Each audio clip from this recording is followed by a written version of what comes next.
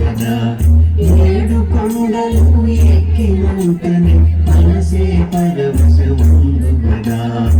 వకుళామాత స్వామి శిలారూపము చూసి దుఃఖించుట. ఎందుకు స్వామి శిలగా మారిపోయావు? ఇద్దరి కోడల్లో ముద్దు మురిపాన్ని దూరం చేశావేంటి స్వామి అంటూ ఆ తల్లి మనసు ఎంతో తలడిల్లిపోయింది. వజ్రావతమ్మ గారు అద్భుతంగా చేస్తారు.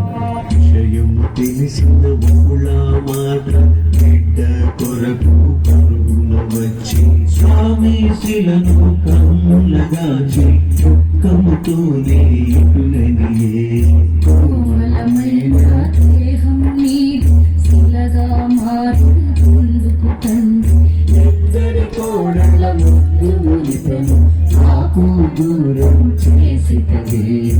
ఇద్దరి కోడళ్ళ ముద్దు మురిపెను నాకు దూరం చేసితవే.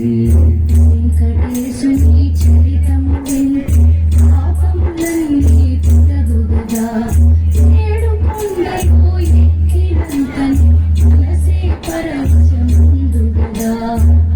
వెంకటేశుని చరితము వింటే పాపములన్నీ తొలగుగదా.